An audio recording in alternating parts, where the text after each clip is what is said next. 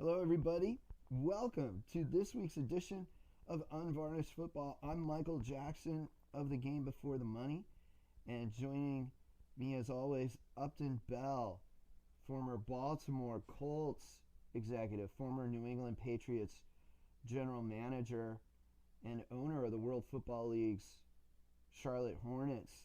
Today, we're going to look back and celebrate the life of NFL great Raymond Berry, a man that both Upton and I got to interact with.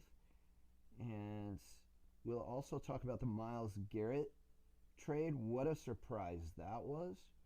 And we'll also talk about the A.J. Brown trade with the New England Patriots. But first, we're going to talk about Raymond Berry, who, when he retired, was the NFL's all-time leading receiver in catches and yardage. Now, you might not be able to predict that because, in fact, nobody predicted that when he first came into the league as a 20th round draft choice of the Baltimore Colts in 1954. But hardworking man, and also had really put a lot of work into running pass routes. He really perfected the art of running pass routes. We'll get into that. And also just a work ethic that was unparalleled. And we'll talk about that. Upton, you got to see Raymond Berry up close as a player during your time with the Colts. He was still with the team. What stands out to you when you think of Raymond Berry? Well, the first thing that stands out to me is a famous film that is out there, video out there, of Raymond Berry talking, and this is separately. I was at the 1958 Sudden Death Championship game, which changed football forever. And actually, the rule was put in by my father, who basically said that, are we going to embarrass ourselves? We have to play the All-Star game. Am I going to say we're going to flip a coin because the game ended up in a tie and send the winner of the coin flip? Anyway, on to Raymond. I did not know this at the time. After the game, my father had gone down. He is one of the few of any NFL commissioners that would go into both locker rooms. And he did go into the Colt locker room. And then Raymond Berry on video said that he saw Burt Bell with tears in his eyes. He said he was standing outside the Colt locker room. And he said, prophetically, he said, I can understand why this game will change the NFL. He didn't say forever, but that was the first shot of Raymond Berry. I also will say in the game itself, he set the record. A lot of people talk about Unitas, who was absolutely fantastic, and that particularly that winning drive. But Raymond Berry, in the winning drive and then in the overtime, set the record. I think it was either 13 or 14 receptions, which was It was unheard of. 12. It was 12. It was 12, which was unheard of at the time, Michael. Well, And and it was unheard of for a long time. In fact, that record of 12 catches in a championship game stood as the NFL record. Get ready for this, people. That stood as the NFL record until Super Bowl 48. Super Bowl 48! And he said it in the 1958 championship game. How about that, as Mel Allen would say? well, I was going to say, many of those catches, and if you look at the game on film, you will see that Unitas is waving Raymond, keep going, and I know this. In those days, completely different from today, they would really put a hit on you. Sam Huff particularly would come in and pile on, and I remember saying to a friend who I was sitting with at the game, I said, "Oh my God, he is going to get killed. He is so skinny." And these guys are piling on, what you could do in those days. I'm sure that he was getting kicked, you name it. And yet his concentration in that game, I will never forget, along with Unitas. But then as it turned out, Bert Bell dropped dead 7 or 8 months later in October in the next year in 1959. And so what happened was I went to the championship game in '59 because the Colts won, even though my father had died. The Colts won in '58 and '59, which was really unusual in those days. So in 1960, Carol Rosenblum that summer said to me, he said, I was at his house in Margate, New Jersey, and he said, Uppy, he said, I'm going to send you down to training camp. And he said, when you're finished college, I was in my last year. He said, you can come back. And he said, but I want you to get used to what it's like at a training camp. Now, I had been as a little boy to my father's training camps. And of course, the first time I went to the 1946 Chicago Bears training camp, and that kind of got me used to it. But anyway, going to the training camp, one of the first jobs that I had, because I did everything. I did a little bit of PR. You know, I gave the players their paychecks on payday. I got them keys on the road when we go to a hotel. You know, I just trying to learn the whole business. But one of my jobs was to throw the football to Raymond Berry at every angle. Myself and this other guy would wear our arms out doing this. But the big thing was, while thousands were watching, Raymond Berry had come up with this way. He had this harness that he would harness himself to this big tree, you know, out in the middle of practice, and we would throw footballs to him at all different angles. And I'm sure you picked that up in your interview with him later on. But the thing was, and I was telling a Boston Globe writer about this, who had done a whole thing on him yesterday. I said, can you picture any other training camp anywhere, even today, where the guy has harnessed himself up to this big oak tree, and he's running against the tree and still telling you to throw the ball at all angles. And I kept thinking to myself, is he going to splatter himself against the tree? I mean, it was the most surreal thing I think I've ever seen in football. But that was my first introduction to him. And then, of course, later on, watching his film study, he and Sally. Which was very rare at the time. That's something Absolutely. to bring up. Raymond Berry was one of the first players, film study, to get a tendency of NFL defenses.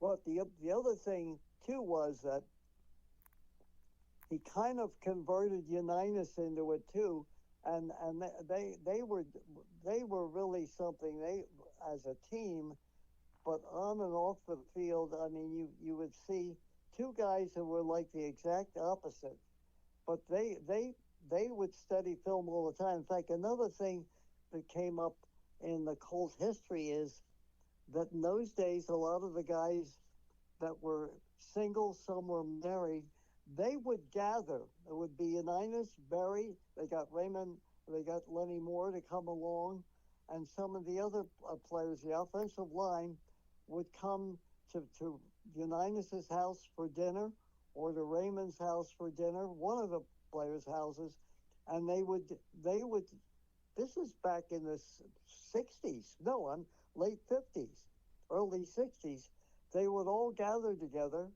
and they would then have dinner afterwards after film study for 2 or 3 hours. That was never done. And I don't think you'd ever see that again today. Of course, things are totally different. Everything is done, on site with all these different teams. But then it was a different world, and in some ways a world that I think football really misses. I agree. I agree with that 100%. You know, the camaraderie that the players had. That's one thing that I hear from the old guard quite a bit when I interview them, and it's the relationships that really meant the most to players, especially at that generation. That's the one thing that they all missed. The, what's happened today is with social media and agents and everybody in the middle. And yes, good for the players are making millions and millions of dollars in an unforgiving game, which was always an unforgiving game. But there's no real camaraderie, not like it was then, because nobody had any money. You know, the payrolls weren't high. The teams couldn't really afford it, whether people think that or not. And that's the one thing you miss. And I will tell you this: for all the success or failures I've had in life, if you ask me the two things I really miss, and will always miss, was the locker room before, during, after the games, even during the week in practice, but also the trips that we all took together and all lived together on the road. I miss this like like it was yesterday. I will never get over missing that part of it. It was the greatest part of my life, and I've had a terrific life. So I understand how those players felt about it, and I feel in some ways good for the players. They're making more money than ever, but they will never have that closeness that those guys had, and that's what they really miss more than anything. You mentioned Raymond Berry and Johnny Unitas working together and studying film together. When I interviewed Raymond, and I did that for the Texas Sports Hall of Fame. It's episode number 4 of the Texas Sports Hall of Fame podcast, if anybody's interested in listening to it. He talked about when he came to the Colts in 1954, Weeb Eubank was the head coach. And Eubank was friends with the University of Louisville's football coach. And when Unitas got cut by the Steelers and Cotton Davidson, who was the Colts' number 1 draft pick in 1954 and drafted to be the quarterback of the future, when Cotton Davidson was called to the Army, the Colts were left without a quarterback because the former quarterback had retired and another quarterback was going to law school.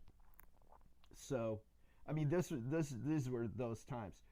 So Louisville's coach suggested Weeb Eubank, and when Unitas got to training camp, Eubank went up to Raymond Berry and said, "Look, you need to work with this guy.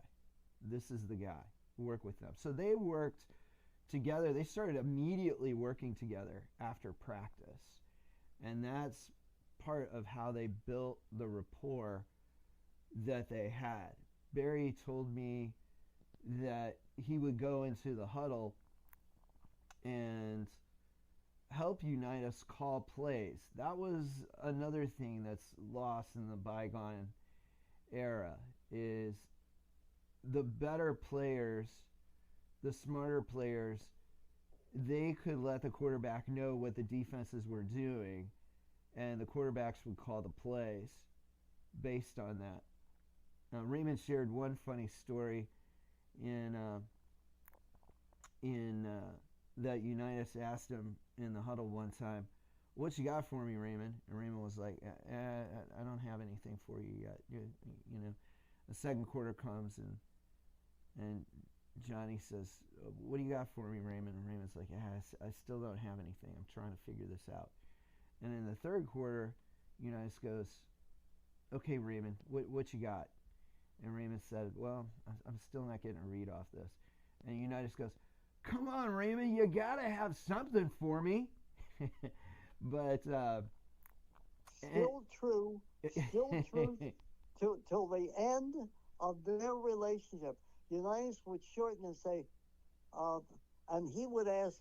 Then after Raymond, he would ask other people. I remember Tom Natty talking about it, and the author who wrote his book had gotten in contact with me. And Unitas was famous because in training camp, I would Weeb and then, but later Shula would have me record the plays, I would have to kind of stand right behind the huddle, right behind the Niners, and listen to them call the play. And then the and Shula would have a cameraman take the pictures. Of course, today is completely different.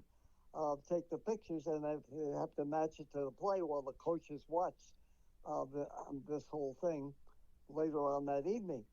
I'll take it to my grave. Unitas would ask anybody, particularly Raymond and then Matty, what do you got? And, that I will always remember. I'll take that to my grave. What do you got? If you ask it, can you imagine today with the quarterback having to listen to the offensive coordinator call the damn play? I mean, Unitas would have thrown him out of the huddle. What do you got, Raymond? I mean, that was a perfect thing that you brought up because then it was shortened. What do you got? He would say it. He would say it to any of the backs, and particularly Matty, who was very, very smart about running pass routes, and particularly as a running back out of the backfield. And again with Raymond, and he would look at Lenny Moore sometimes, and they finally got Lenny to come out and put the extra time in. I mean, Lenny today still would be one of the great athletes that ever played as a running back and receiver. You know, what do you got, Lenny? And, So the 1958 NFL championship game, going back to that quickly, the Colts tied the game and sent it into overtime on the last drive of regulation, and then won the game on the first drive of overtime. And Raymond Berry had 95 yards receiving on combined on those two drives. So we talked about him having 12 catches in that game and that being a record. Raymond Berry didn't just make a lot of catches, he made a lot of important catches. Very important. And he later said he asked Unitas why he threw him the ball so much on those last two drives, including on 3 plays in a row, I believe. And Unitas' answer was, well, Raymond, I just knew you'd catch it. So that was kind of the rapport and trust they had with each other. And Berry, extra prepared. This is another thing I want to bring up that I can't remember if it was Cotton Davidson or Gil Brandt who told me this, but Raymond had not just the precise way to run patterns, but he would have multiple precise ways to run the same pattern. For example, he might have one way where he'd run it straight. He'd have one way where he'd have a fake in it. He'd have one way where he'd have 2 fakes in it. So it wasn't just running the right pass pattern. He had multiple versions of the right pass pattern. Now, do you have any recollections of that while you were working with him? Was that something that you saw also? He was so precise. I couldn't believe it. I've never seen a guy like that. And in fact, I said the 2 greatest receivers in my mind who really made themselves into great receivers was Raymond Berry and Jerry Rice. No question in my mind. But Raymond was precise about everything. In fact, I told this story too yesterday when I was called. I'm saying it's like 1964, 65, and Don Shula has already taken over as the head coach of the Colts. So we were at training camp, and I was actually in Shula's room, and they had bed check, and I think you had to be in bed or in your room by 11 o'clock at night. So all of a sudden, Raymond Berry comes walking in, and he's going to hand Shula $50. And Shula said, for what? He said, I missed bed check.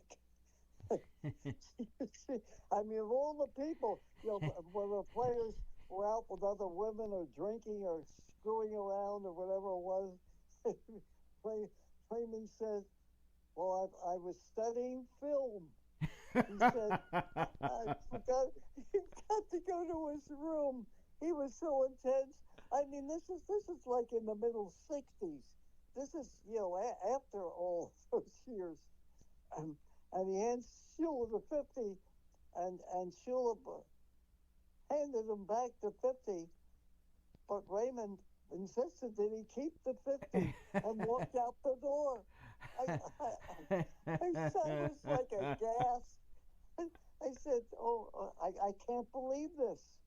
And I've always said I'm going to remember that story when Raymond is gone, because that kind of encapsulated who he was and what he did. And you think about this, Unitas, who nobody wanted after the Steelers stupidly cut him, playing for $7 a week of the Bloomfield Rams, and thank God we made that phone call to his coach in Louisville, and then they found Unitas, and Unitas came in, and of course eventually replaced George Shaw, who was their number one quarterback and was drafted number one by the Colts, I believe.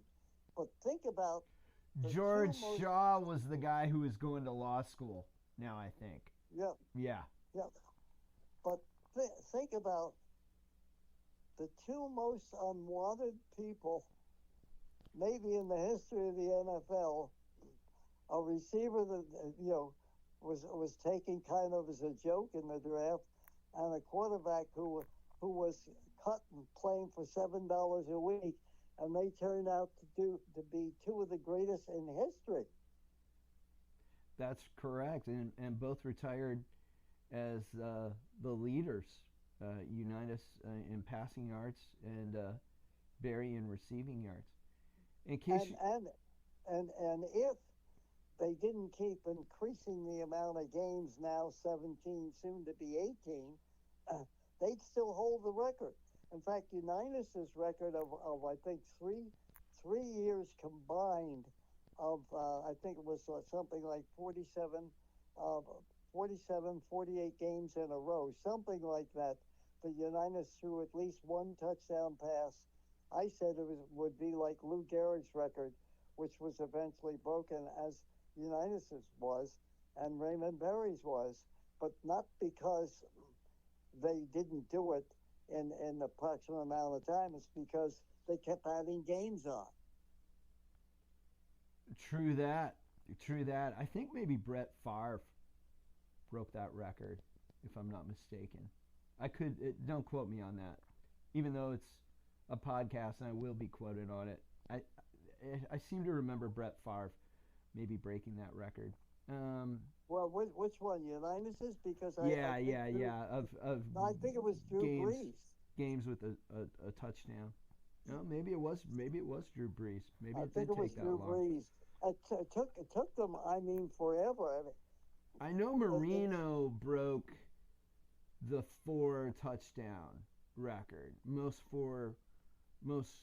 games with 4 touchdowns. Marino broke that in the year he came back from his injury. I think in the actual game that he came back from his injury. Now, Unitas played a number of seasons where it was still 12 games, I believe. So did Raymond Berry. Yeah. Mm-hmm.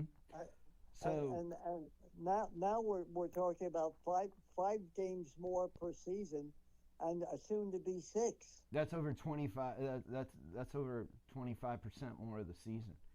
Most of that time was a 16-game season. So, Unitas and Berry, they had three quarters of a season to set those records comparatively. That's how great those records were that they put in. And we talked about. Yeah, go ahead, Michael. Just quickly, remember that unlike today, where most teams play zone, not man coverage defensively, that in those days you were covered man for man, and you could get the hell beat out of you. There were so many great cornerbacks. Night Train Lane and Herb Adderley of the Packers, your team, and they were assigned. And I can remember listening particularly to to Herb Adderley tell Jimmy Orr, "I'm going to beat the shit out of you on every play. You will be so sorry by the time I get through beating up on you." The exchanges between the quarterback and the receivers and the language and the intimidation was really something that you don't get now. Now it's more of a zone game, and yes, occasionally there's man, but then it was you. But if you can't get open, you're dead meat. And Raymond Berry growing up in a small town in a football family. Kind of like to get into his background a little bit. His father was a high school football head coach who had studied under Newt Rockne. He went to multiple Newt Rockne speakings in South Bend, Indiana. Raymond had recalled for me for the Texas Sports Hall of Fame documentary. And also Gene Stallings was, I remember him. I don't think they were on, they might not have been on the same team, but Gene Stallings also played for Raymond Berry's father. Raymond, not only was he not drafted until the 20th round in the NFL draft, he didn't get a college scholarship. He went to junior college at the Schreiner Institute in Kerrville, Texas, and he led the conference in receiving, the Pioneer Conference it was, and that got him on the radar of SMU. And so he got a tryout with SMU and then was on the same team as Forrest Gregg. So, and this was in a time where you had to play offense and defense in college. So Raymond Berry and Forrest Gregg played next to each other on the SMU line. The guy playing behind Forrest Gregg, Upton, you know who it was? It was Lamar Hunt. Lamar Hunt was Raymond Berry's backup. I knew both of them the most quiet people I've ever been around. Hunt more than anything. I remember this, Michael. My father, when Hunt wanted to talk to my father about founding the AFL. This is the last year my father was alive. I remember my father once saying to him, well, something like, "Speak up. What do you have to say?" Raymond was a man of few words unless you really knew him. Lamar Hunt was no words. I mean, just really a nice guy. As I said, my father finally said to him in one of their many meetings, was, "Well, what do you have to say?" And Hunt was very, very shy. Terrific guy, very shy. They were perfect for each other. Okay. Raymond Berry, after retiring, got a phone call right away from Tom Landry. Tom Landry was the Giants' defensive coach during the 1958 NFL championship game. So he had some experiences with Raymond Berry beating him, and hired Raymond Berry, and both Texas natives, Berry and Landry. And then Raymond Berry was Bob Hayes' receivers coach with the Dallas Cowboys. And when I spoke with Raymond Berry about that, he said, he's like, there really wasn't much coaching involved when Bob Hayes could get open just right off of the line. And Raymond thought it was funny that he had spent so much time himself preparing and doing so many things to get open, and now he was coaching a guy that just had to line up to get open. A totally different style, but he was Bob Hayes' receiver coach.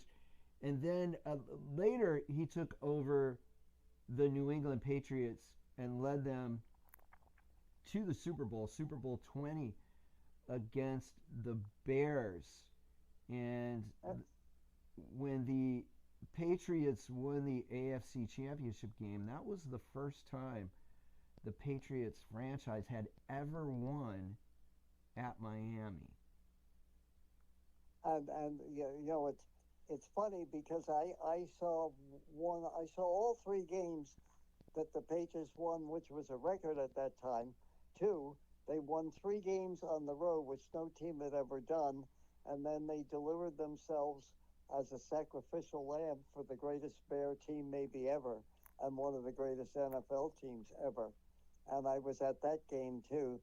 But they had a jingle here going into the championship game before the Patriots left for the Super Bowl, and there was a song called "Berry," B-E-R-R-Y, "Bury the Bears," was the cry, and here is Raymond, completely different. I said to myself, I really can't believe this, because he took over for Ron Meyer, who a lot of the players didn't like, and he really kind of preached to them, "I'm one of you," and today you couldn't do that, and really got away with it. And a lot of the players like John Hanna and Steve Grogan and people like that really got behind him, the leaders of the team, and they went on this unbelievable 3-game stretch, of which no team ever did at that time. So that was the ultimate that year, and then they made the playoffs a couple of years after that, and then I knew sooner or later that he would get fired, because one of the things is that Patrick Sullivan, who was the general manager, Billy Sullivan's son, wanted him to name, defensive and offensive coaches, who were the leaders on each side. And Raymond basically said to him, and this is typical Raymond, well, I don't want to favor one over the other. He refused to name who was the offensive coordinator, defensive coordinator. And I said to myself, that's Raymond. And then he fired him. Well, Raymond Berry told me that the secret to beating the Dolphins was that they had a simple, what he called an ABC offense. He said they didn't have too many bullets in the gun, but they fired them at the right time. And he said the Dolphins' offense was much more complicated, and that was a big reason why the Patriots beat the Dolphins.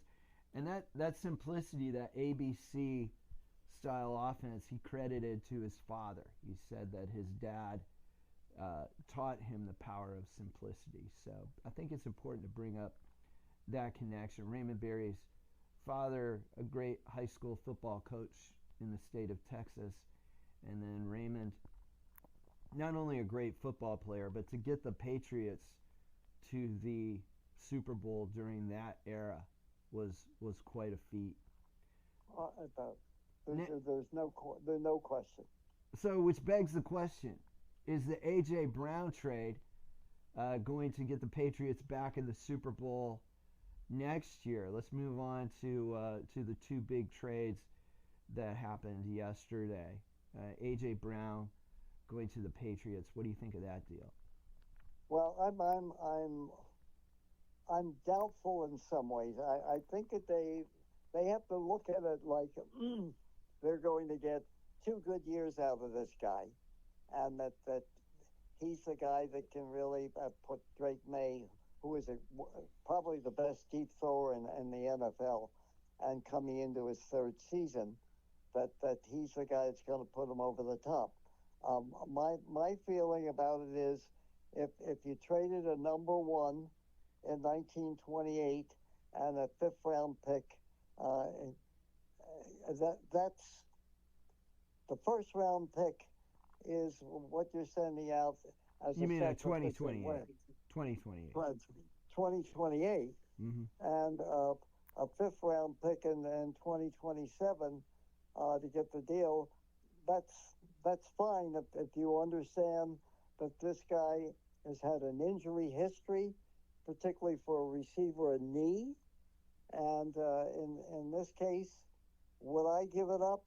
I'm not sure I would have, but whatever way it goes, it's the first round pick in 2028, and for somebody that you know that you'll probably get 2 really good years, and that's about it.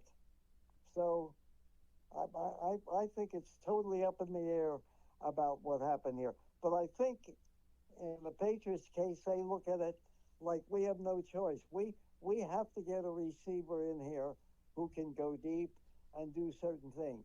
What they also have to understand, Michael, is this guy was a pain in the ass in Philadelphia. He had no relationship with his quarterback.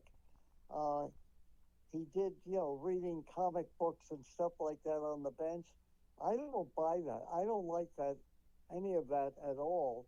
But I think this is really a Mike Vrabel pick. He knew him and liked him in Tennessee. Then he was traded to the Eagles, and I think it's one of those things where it's like a siren song.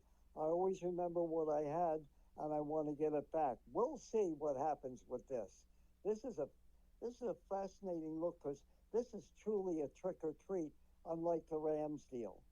Yeah, I don't think the Patriots really gave up all that much to get A.J. Brown, and I agree with you. They really needed a receiver. I've watched Romeo Dobbs play his full career with Green Bay, and Romeo Dobbs is, as far as an NFL level goes, he's inconsistent, Yep. and that's that's not an attack on Romeo Dobbs. That's just the facts. And I'm talking about at an NFL level, he's inconsistent. He's a very good player, but comparatively, you can't have a passing game built around him.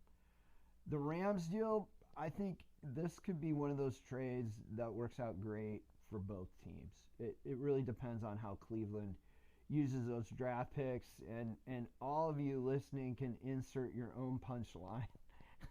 Cleveland Browns drafting.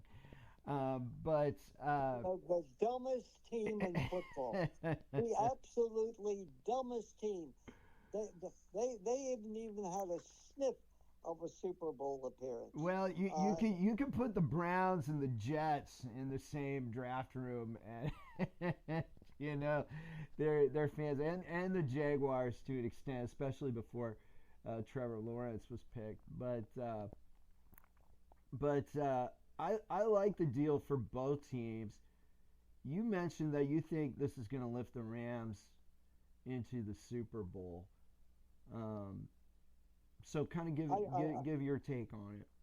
Well, remember, except for that crazy game and ending of the Rams and the Seahawks during the regular season, when a guy fumbles the ball into the end zone and they declare that it's a touchdown. Uh, that was such a bizarre game. Or I really believe that the Rams uh, were the were better than Seattle, and I think this type of deal with Myles Garrett puts them over the top.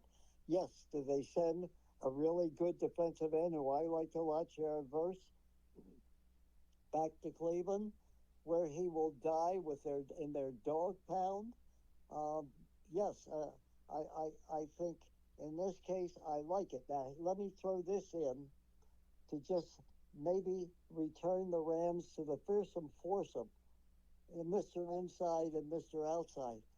Don't be surprised if Aaron Donald unretires and the Rams find a way. Now they say that they can't afford to, pay everybody, and they have a big roster of who they have to pay, including Garrett, because they're going to have to renegotiate his contract at 40 million and move that up to 50 or 60, whatever they have to do. But if you get him to come back, Aaron Donald, with Myles Garrett. You know, you've got Deacon Jones and Merlin Olsen, and maybe better than both, because Donald is a first round, is a first ballot Hall of Famer at the NFL Hall of Fame. So don't be surprised with that second move if in fact it does happen, if the Rams figure out a way. I Well, really like I really like the Garrett trade for the Rams. Um, I feel sorry for Verse because he's going to disappear in the eternal dog pound of the Cleveland Browns. okay. So you and I have a little bit differing view of the Browns right now, and I'm familiar with the Browns' history, but I'm not sure if Aaron Donald's going to come out of retirement as far as that goes. If he does, that would be exceptional, and I think Aaron Donald could certainly produce several plays a game still if he played a limited amount. He wouldn't. I don't think he would play a full game, but um, and Myles Garrett, I mean, he's gonna make a difference. Um, Cleveland, I think they had a really good draft this year. I know I joked about Cleveland Browns drafting legacies a few minutes ago, but I think the Browns had a really great draft this year for what they are. Um, I think Verse, he's got more years in him than Myles Garrett has left, um, provided he stays healthy, provided everybody stays healthy. And I know you and I differ on this, but I like what I've seen from Shadur Sanders, standing in the Oh, pocket, making good throws deep, making throws that other quarterbacks can't make. Now, whether he gets a chance to play this year or not is on the question. That's another question. But I think the Browns. It looks like the Browns are heading in the right direction from what I saw last year at the end of the season, especially. I said the same thing about the Titanic. So, Upton, even you weren't around for the Titanic yet, you know? I no, I had another life, but they are truly the Titanic of the NFL. I don't. Some of the first of all, look to the ownership. Look to the ownership of the Rams, and why they're always there to a degree.